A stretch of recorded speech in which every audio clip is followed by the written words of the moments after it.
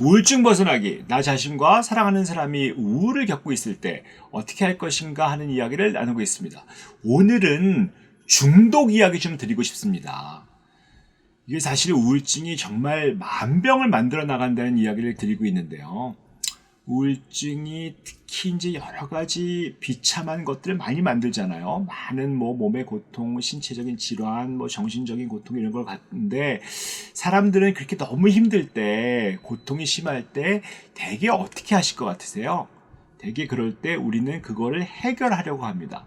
가장 쉬운 방법이 뭘까요? 가장 쉬운 방법이 어떤 외부에서 물질, 약이든 흔히 가장 쓸 수 있는 건 술이죠. 세상에서 가장 흔히 쓰는, 보통 세상 사람들이 쓰는 항우울제라고 하면 안 되겠지만 우울증일 때 가장 많이 쓰는 것들이 무엇일까요? 보면 술이라고 할 수 있습니다. 그러니까 술은 자기 자신이, 내가 술 많이 드시는 분 계시잖아요. 그분의 어떤 그 가장 깊은 쪽에는 내가 힘든 걸 술로 해결하고자 하는 것들이 있거든요. 내가 우울증이 와서 굉장히 비참해지고 힘들고 몸도 아프고 마음도 아픈데 그걸 어떻게 감당하기가 어려우니까 그럴 때 술로 그 우울증을 좀 해결해 보려고 하는 거죠. 술은 너무 쉽게 구할 수 있죠. 편의점에 가도 있을 수 있고 어디든지 갈 수 있죠. 술 먹는 거 가지고 누가 뭐라 그러세요? 사람들이 오히려 우울증 치료를 받고 있어요 라고 하면 좀 이상하게 보는 사람들이 아직도 있지만 술을 먹어요 그러면 오히려 용납하거든요. 근데 술은 사실은 우리가 이제 화학적으로 가만히 본다 보면 술은 그냥 진정제에 지나지 않습니다. 우울증 약물이야 치료 약물이라고 할 수 있는데 술은 절대로 치료가 되지 않거든요. 우울증은 억제제예요, 근본적으로. 뭘 억제하냐면 내가 술 처음 드시면 많이 먹으면 술은 나의 몸의 모든 기능을 억제해요. 술 많이 드시면 왜 졸릴까요? 그 시간이 지나가고 나면 내 뇌가 억제되기 때문에 졸리는 진정제라고 할 수 있죠.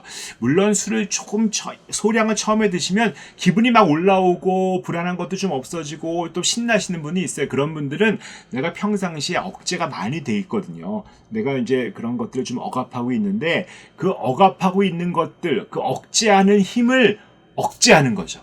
그러니까 억제하는 것들이 억제가 되니까 사실은 눌려있던 어떤 기분 같은 것들이 확 올라오는 거죠. 그래서 기분이 좀 좋아지는 것 같이 느끼시지만 그건 착각이고 술을 오래 드신 분들 중에서 우울해지지 않는 분은 없거든요. 특히 만성적으로 거의 알코올리즘 정도로 술을 드시면 100% 우울해집니다. 술은 계속 우울증을 유발하게 되고 사실은 술을 먹기 시작한 게 우울을 해결하기 위해서 드신 경우가 많거든요. 그런데 해결하려고 먹었던 술이 사실 나를 더 힘들게 만들고 더 우울증에 빠지게 만든다라는 것이고요. 술 드시면 좀 잊어버리잖아요. 뭔가 이제 망각되고 고통 같은 거 좀 잊어버리는 것 같아서 술을 드시는데 그걸 잊어버릴 정도로 술을 드시다 보면 그 양으로 인해서 내 뇌는 더 많이 망가지고 내 우울은 더 심각해지는 수가 많이 있습니다. 의외로 또 진통제 같은 거 많이 드시는 분도 많이 있거든요. 여러 가지 약을 많이 드시는 것도 많이 있고 사실 어떻게 보면 카페인 같은 것도 힘들어서 너무 처지기 때문에 토이 커피 같은 거 많이 드시는 분들은 내가 처지는 것들을 해결하기 위해서 카페인 커피를 드시는 분 계시거든요. 그러니까 평상시에 처지고 무력해지는 거죠.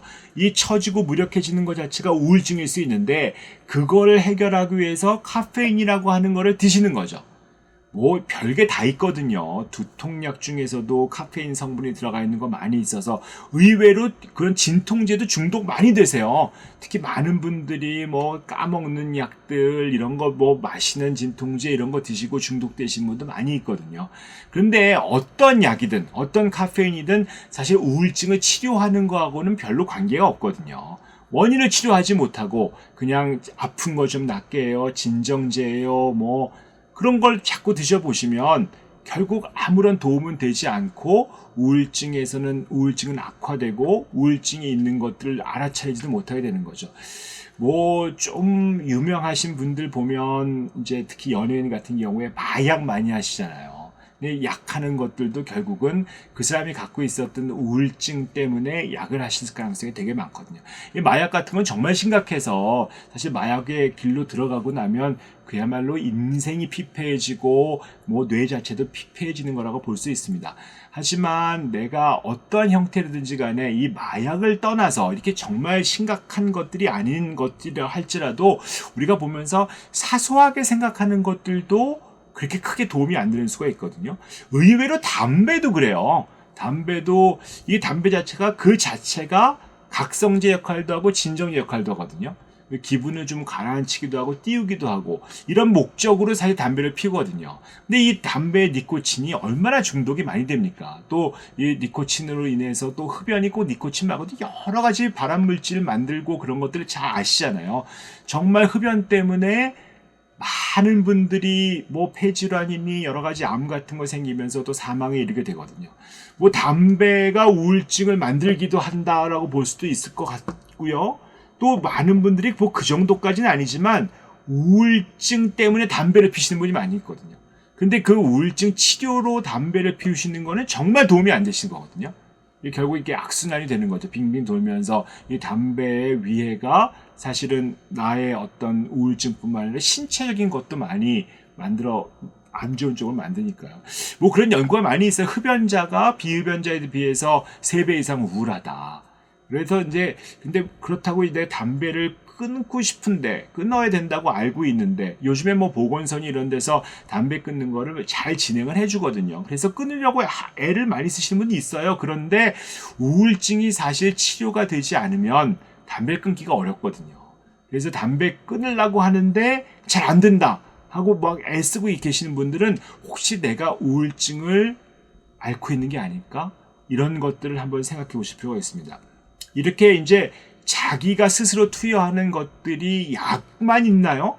약 말고도 사실은 우울증을 치료하기 위해서 자기 나름대로 뭔가 하는 것들이 꽤 많이 있어요. 그래서 이제 뭐 예를 들면 뭐라 그럴까요? 뭐 쇼핑, 도박, 텔레비전, 섹스, 음식 뭐 이런 거죠. 이런 것들이 뭐 나쁜 거라고 볼 수 없지만 그게 내가 나의 고통을 좀 해결하기 위해서 하는 것이 되어버린다면 그런 것들도 일종의 중독이라고 될 수 있죠. 이 중독을 결정할 때 별로 기쁨이 없고 근데 막 해야 될 것 같고 이렇게 중독이 되면 일종 강박적으로 이런 행위를 한다고 하면 좋을 수가 없는 거잖아요. 뭐 음식 먹는 게 뭐가 나쁘겠어요? 섹스하는 게 뭐가 나쁘겠어요? 텔레비 보는 게 뭐가 나쁘겠어요?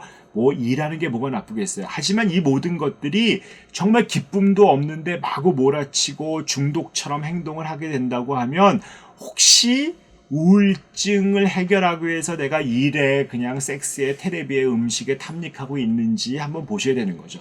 그래서 뭐 일 중독, 섹스 중독, 음식 중독, 도박 중독이 있으신 분들이 확실히 그 밑에 우울증이 있는지를 한번 보셔야 됩니다. 뭐 물론 이런 거랑 별개로 우울하지 않고도 강박이나 중독이 있을 수 있고요. 모든 우울한 사람이 이런 강박과 중독을 갖는 건 아니에요. 하지만 뭐냐만 이렇게 내가 봤을 때 뭔가 해결되지 않는 이런 습관들 이걸 좀 해결하고 싶은데 잘 되지 않아요 하는 것들이 있으면 그것도 혹시 우울증 때문에 그런 것이 아닌지 우리가 한번 의심해 볼 필요가 있는 거죠. 내가 겪고 있는 모든 행위가 혹시 나 스스로 우울증을 좀 낫게 하기 위해서 하고 있는 것이 아닌지 한번 살펴볼 필요가 있다는 말씀을 드리고 싶습니다. 오늘은 여기까지 하도록 하겠습니다.